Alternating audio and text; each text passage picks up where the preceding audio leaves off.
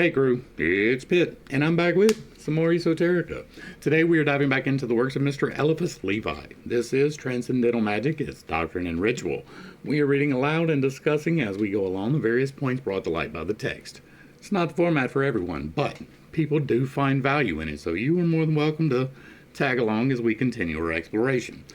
Before we begin, however, if you were unfamiliar with me, any of my unconventional beliefs, or if at any time I lose you in the terminology or piss you off, there will be several playlists linked in the corner above, in the box down below, along with the original source material and the link for my book, so that you can get a better understanding of who I am and why I say the things that I do.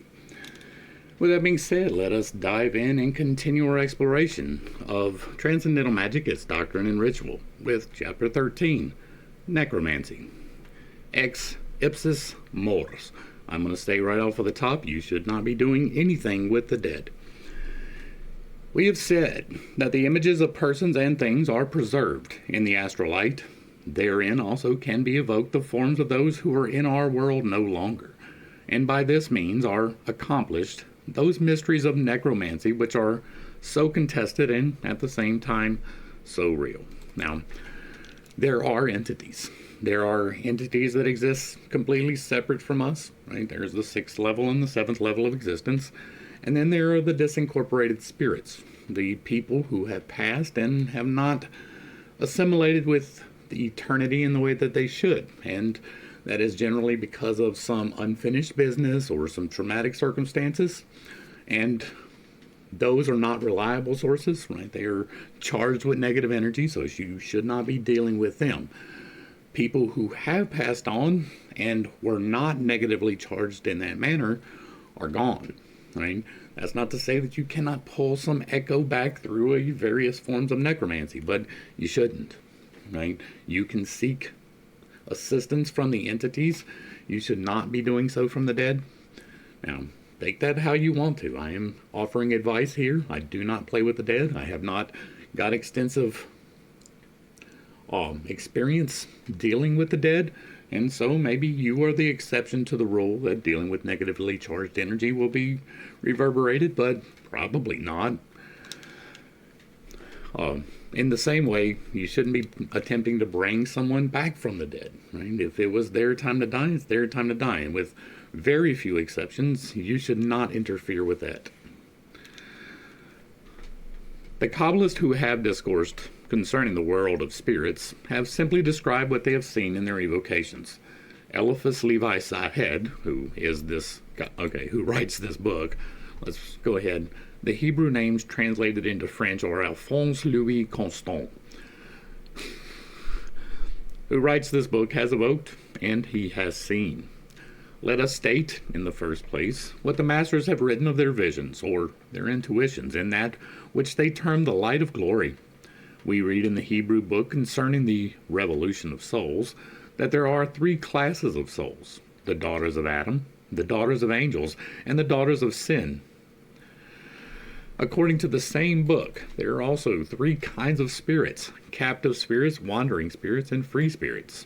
Souls are sent forth in couples.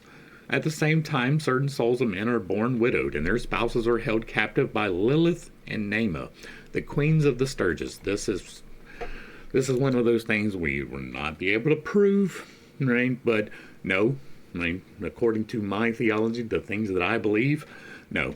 Right? It is possible that we are sent out here with a soulmate, right? That's what's being sent forth in couples. That's the soulmate idea.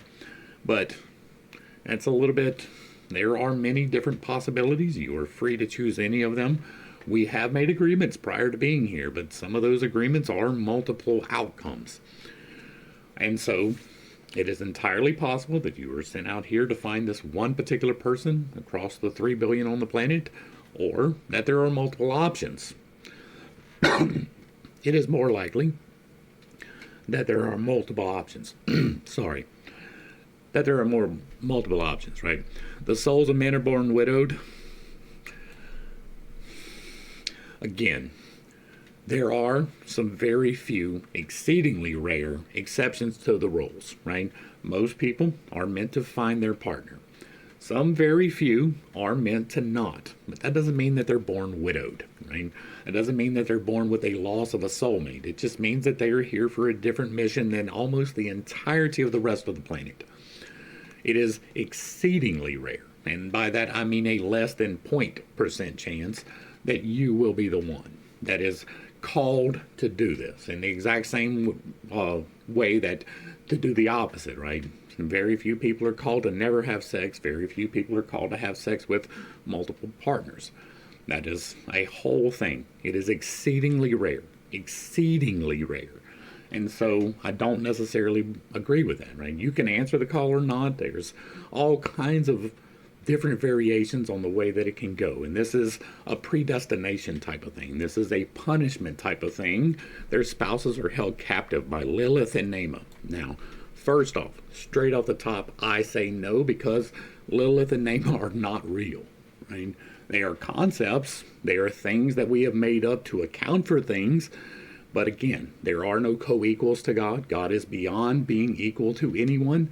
And so there is no Satan in the exact same way that there is no Lilith, right? They're a concept. There may have even been historical entities, but they are not in any way equal to the creator of the universe. And this is intimating that they are, right? These have held captive and not allowed to be born, these souls. Are you kidding me? No, absolutely not. The queen of the Sturges. They are the souls condemned to expiate the temerity of a celibate's vow.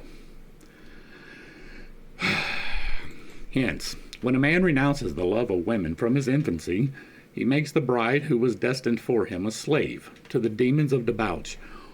Wow. Okay, so no, again, right? Once again, exceedingly rare. So nobody should really be doing this. Renounce the love of women from your infancy, right? That is, you have no idea of self-discovery as a child, as a teenager, and even as a young adult. You are very likely not making the right decisions in your life.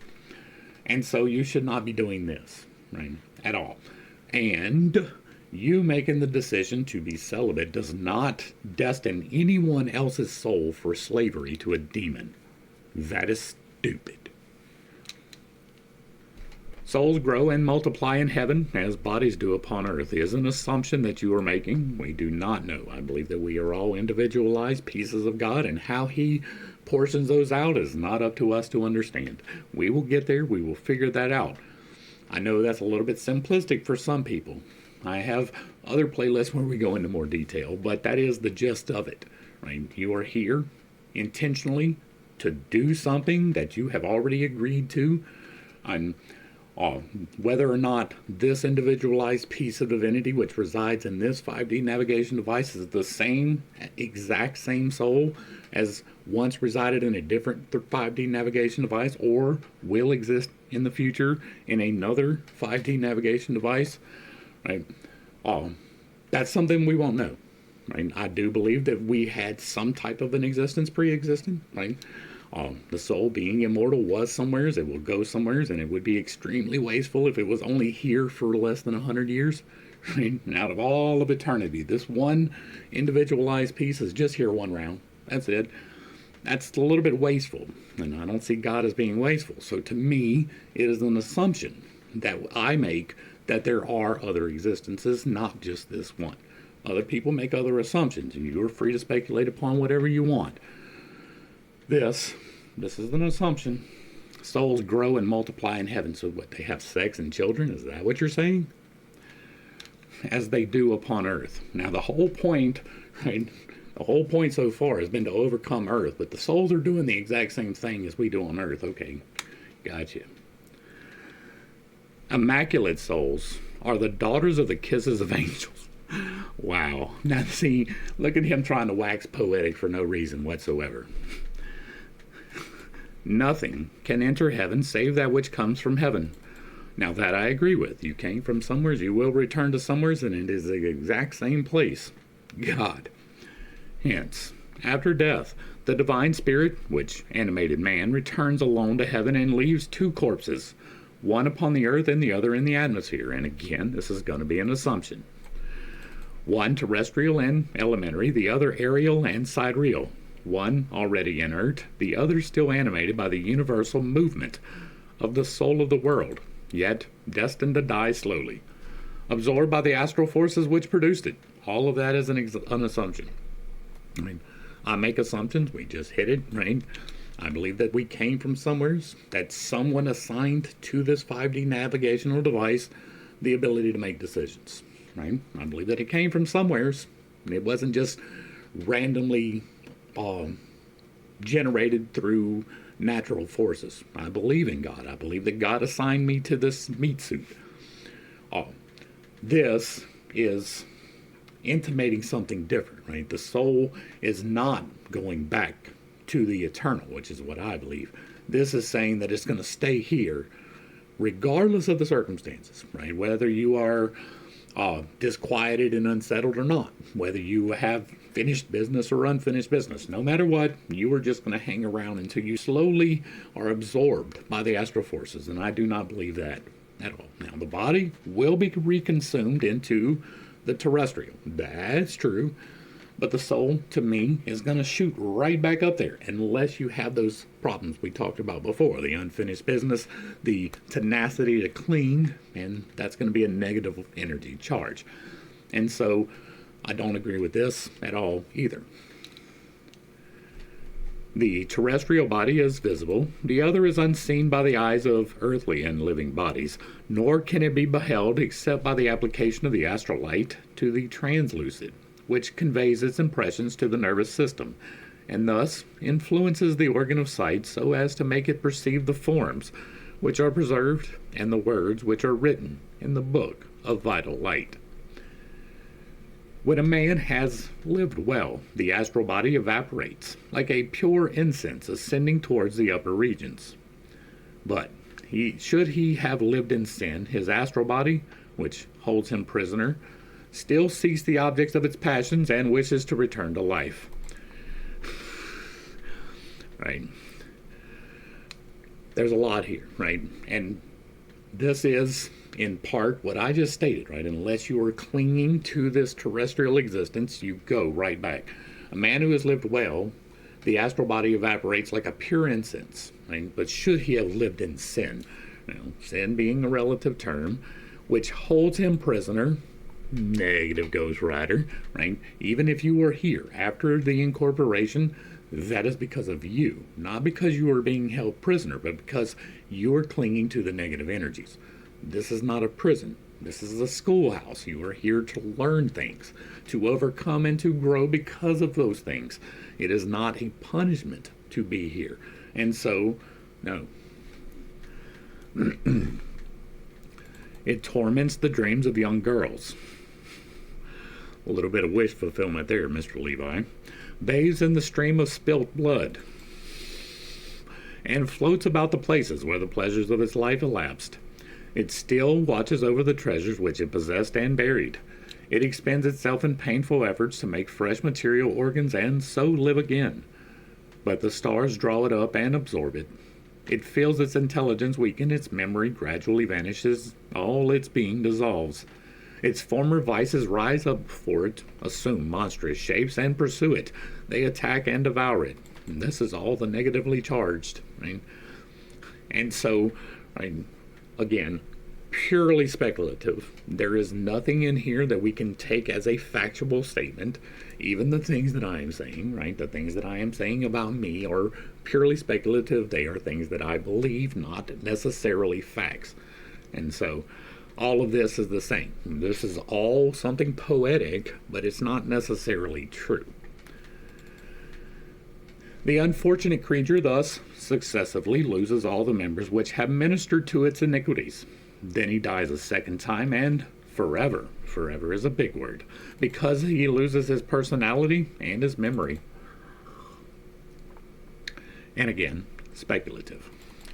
Souls, which are destined to live, but are not yet completely purified, remain captive for a longer or shorter period in the astral body, wherein they are burned by the odic light, which seeks to absorb and dissolve them.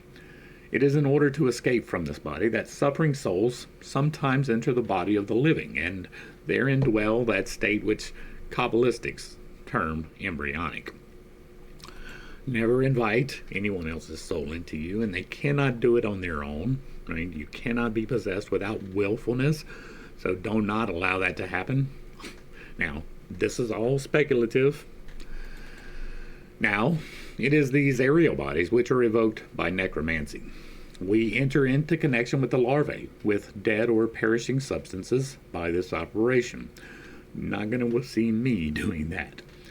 The beings in question, for the most part, cannot speak except by the tingling of our ears, produced by the nervous shock to which I have referred, and commonly they can only reason by reflecting our thoughts and our reveries. To behold these strange forms, we must put ourselves in abnormal conditions, akin to sleep or death. In other words, we must magnetize ourselves and enter into a kind of lucid and waking somnambulism. Then necromancy has real results, and then the evocations of magic can produce actual visions. We have said that in the great magical agent, which is the astral light, there are preserved all impressions of things, all images formed either by rays or reflections. In this same light our visions come to us, and it is this which intoxicates the insane, and leads away their dormant judgment in pursuit of the most bizarre phantoms. To ensure vision without illusion in this light, a powerful will must be with us to isolate reflections and attract rays only. To dream awake is to see in the astral light, and the orgies of the Sabbath, described by so many sorcerers in their criminal trials, came to them solely in this manner. The preparations and substances used to obtain this result were often horrible, as we shall see in the ritual, but the result itself was never doubtful. They beheld, they heard, they handled the most abominable, most fantastic, most impossible things. We shall return to this subject in our 15th chapter. At the present moment we are concerned only with the evocations of the dead.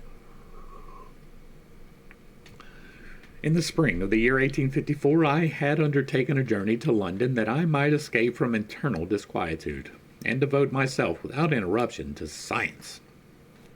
Now, once again, if you are suffering from internal disquietude, you are not enlightened. That is not to say that there will not be disquieting moments, but if you are suffering from internal disquietude, enough to where you have to run away, you have not reached enlightenment.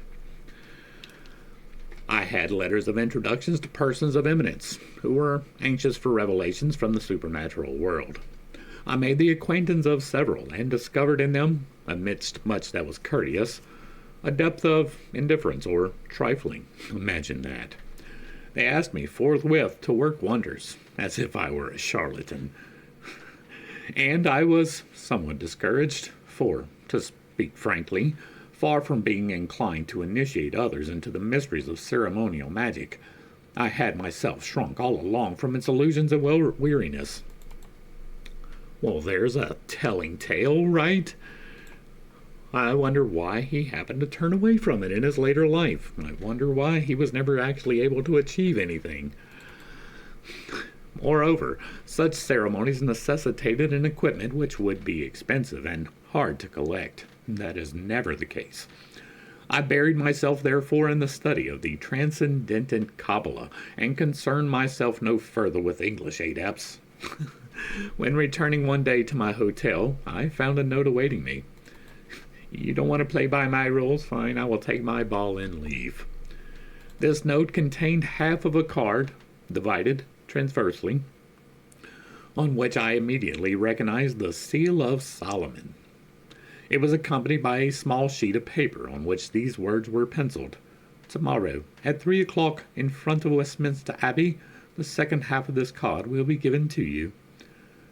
I kept this curious assignation.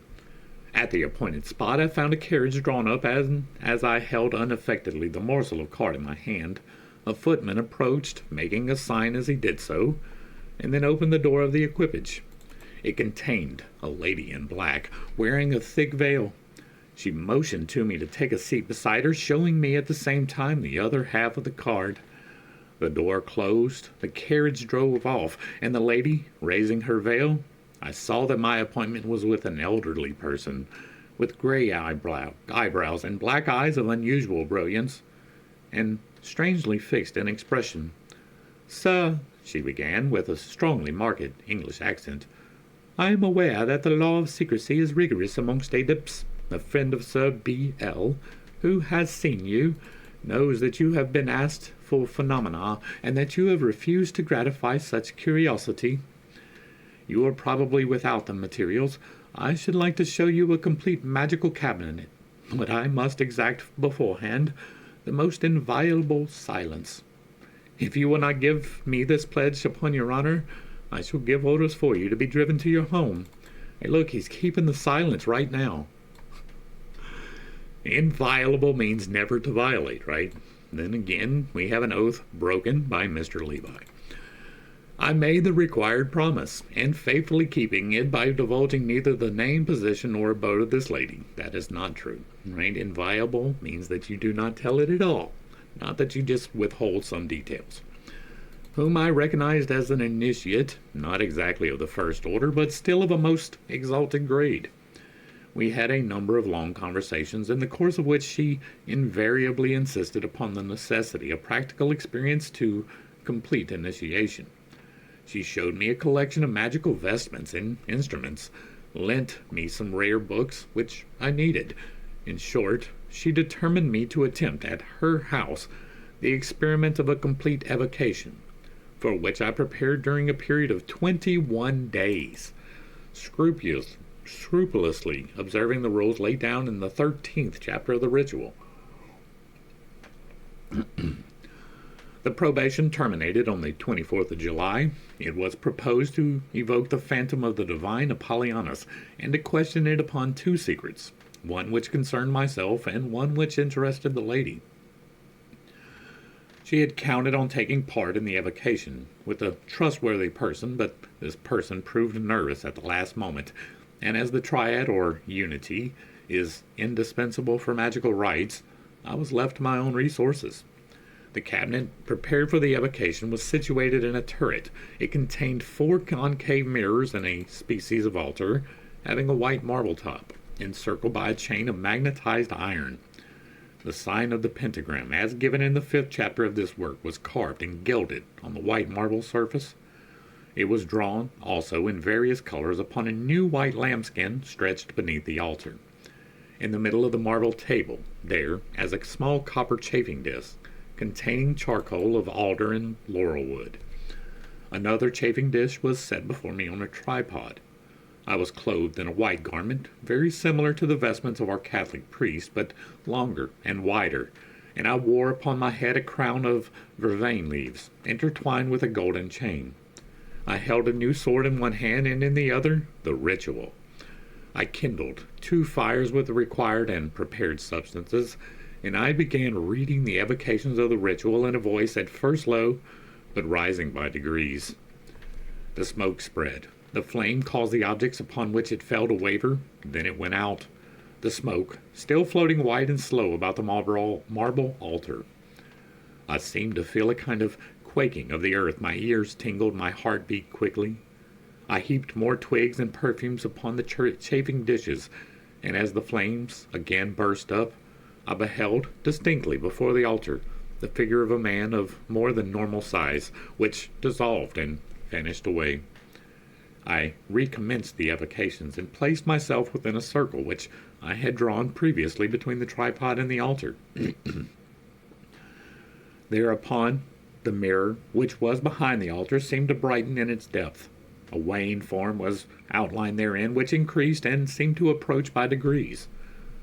3 times, and with closed eyes, I invoked Apollonius.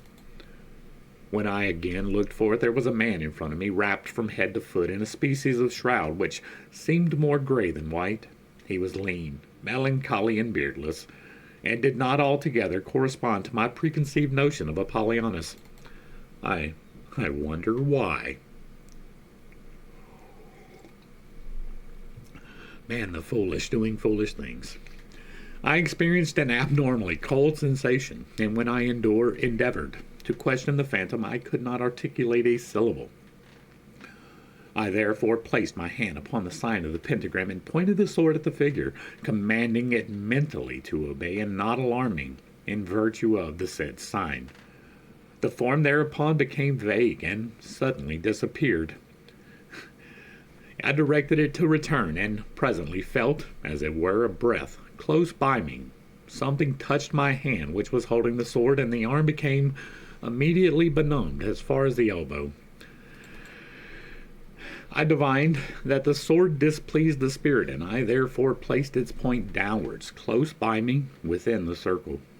The human figure reappeared immediately, but I experienced such an intense weakness in all my limbs, and a swooning sensation came so quickly over me that I made 2 steps to sit down, whereupon I fell into a profound lethargy, accompanied by dreams, of which I had only a confused recollection when I came again to myself.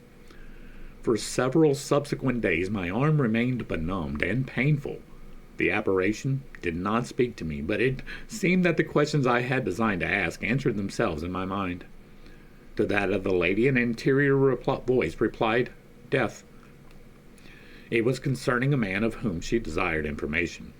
As for myself, I sought to know whether reconciliation and forgiveness were possible between 2 persons who occupied my thoughts, and the same inexorable echo within me also answered, "Death, dead." I am stating facts as they occurred, but I would impose faith on no one. The consequence of this experience on myself was something inexplicable. I can explain it. I was no longer the same man. Something of another world had passed into me.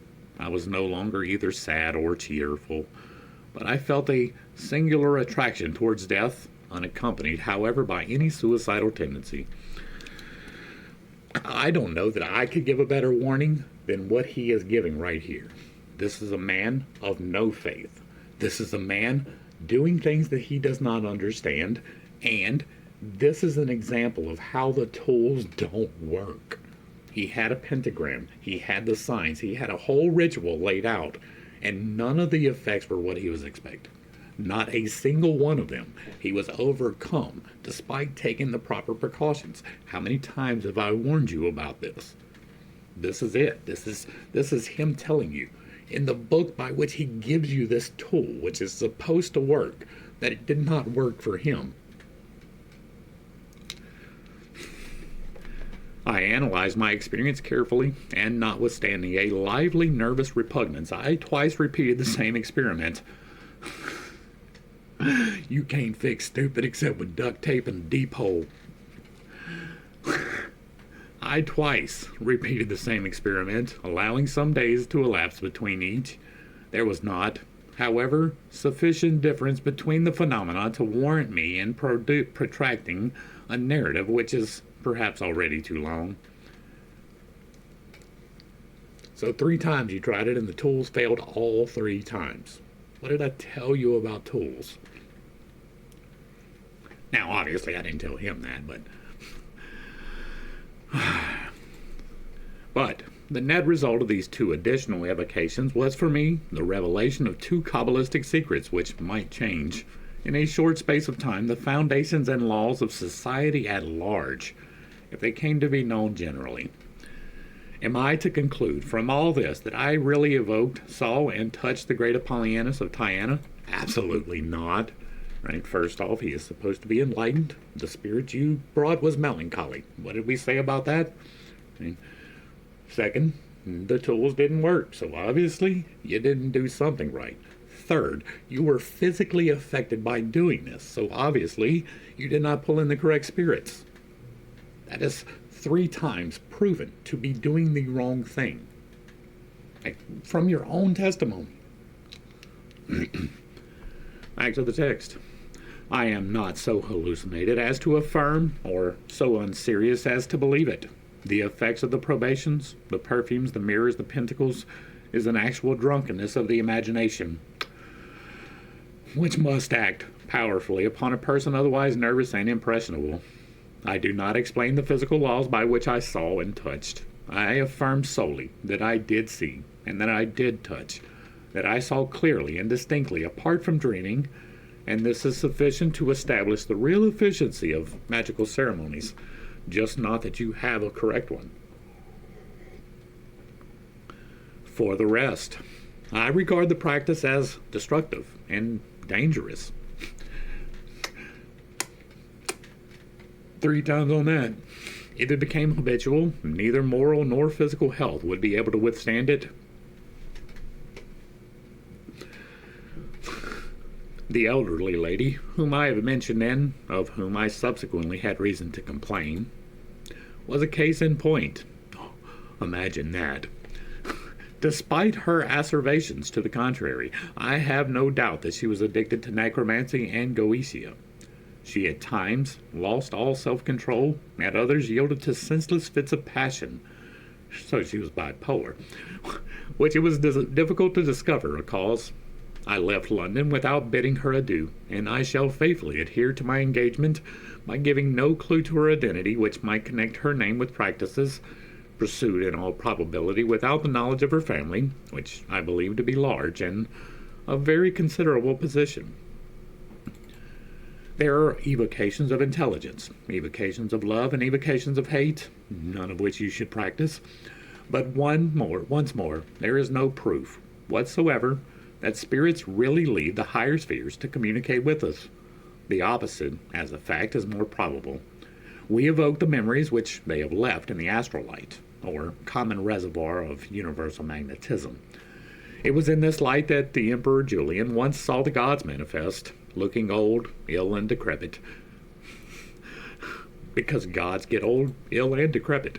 Fresh proof of the influence exercised by the current and accredited opinions on the reflections of this same magical agent which makes our tables talk and answers by taps on the wall. After the evocation I have described, I reread carefully the life of Apollonius, who is represented by historians as an ideal of antique beauty and elegance. And I then observe that towards the end of his life he was starved and tormented in prison. This circumstance, which may have remained in my memory without my being aware of it, possibly determined the unattractive form of my vision, which I regard solely as the voluntary dream of a waking man. I have seen 2 other persons, whom there is no occasion to name, both differing as regards costume and appearance from what I had expected. Man, he still wrote this book. For the rest, I commend the greatest caution to those who propose devoting themselves to similar experiences. Their results is intense exhaustion and frequently a shock sufficient to occasion illness. I wonder if you're doing something wrong. I wonder if maybe this is misaligned with good intentions. I wonder. I must not conclude this chapter without mentioning the curious opinions of certain Kabbalists who distinguish between apparent and real death, holding that the two are seldom simultaneous. In their idea, the majority of persons who are buried are still alive, while a number of others who are regarded as living are in reality dead. Incurable madness, for example, would be with them an incomplete but real death, leaving the terrestrial body under the purely instinctive control of the sidereal body. When the humanist soul experiences a greater blow than it can bear, it would thus become separated from the body, leaving the animal soul or sidereal body in its place. And these human remains would be, to some extent, less alive, really, than a mere animal. Dead persons of this kind are said to be recognized by the complete extinction of the moral and affectionate sense. They are neither good nor bad. They are dead. Such beings, who are the poisonous fungi of the human race, absorb the life of living beings to their fullest possible extent, and this is why their proximity benumbs the soul and chills the heart. Okay, so what he is talking about here is the mentally ill, people who are having problems. And sure, they steal your life force. If such corpse-like creatures really existed, they would realize all that was recounted in former times about broccolukes and vampires. Now, are there not certain persons in whose presence one feels less intelligent, less good, sometimes even less honest? Are there not, though, some whose vicinity extinguishes all faith and all enthusiasm, who draw you by your weaknesses, who govern you by your evil propensities, and make you die slowly to morality in a torment like that of Mezentius. These are dead people, whom we mistake for living beings. These are vampires, whom we regard as friends. And that is going to bring us to the end of Necromancy. Hopefully I brought a little bit of enlightenment and not too much confusion to a somewhat difficult topic. I understand I hold some unconventional beliefs, and I have a tendency to step on toes when I relay those. It is not intentional, but I do not apologize for it. I stand on truth, and everything that I have said in this study up to this point pointed to this. Right? He is telling you right here that the rituals by which he is placing didn't work. They did something. They did not do what was intended. How many times have I told you about the tools? They do nothing by themselves. You imbue them with power. Right? The rocks, they don't do nothing by themselves. The athames and the wands, they do nothing by themselves. The circles that you draw upon the ground and place stars upon, they do nothing by themselves. It is you who imbue the power. And I have told you repeatedly that it is almost certain that if there were a symbol that you could place upon the ground which would contain an entity, there is zero chance that that is going to be published. It is not going to make it into the everyday vernacular. And if you can pick up a book like the Necromanicon or, this one, and it gives you a ritual, it is almost certain that that ritual will not work. Not in the way that you intended. We have evidence of that right here. The man who is going to give you the ritual later tells you that it doesn't work right here, and yet people are still doing it. Are you kidding me? Are you out of your damn mind? What are you doing? Anyway, if you like what I'm doing over here, let me know down below. Give me a like, a share, or follow. Throw me a comment. If you agree or disagree with anything that was stated, put it in the box down below. And if it remains respectful, it gets to remain up. If there is another work you would like to see me discuss in the manner that we are doing here, drop that in the box as well. If you really like what I'm doing over here, hit me with that super thanks. Consider joining for a membership or picking up a copy of my book. To the crew, thanks for hanging out. I appreciate every single minute that you were here with me, and I am praying for you every single day. Until next time, I love you. God loves you. You are perfect, whole, and complete, just the way that you are. And this has been Pit's Take. Peace.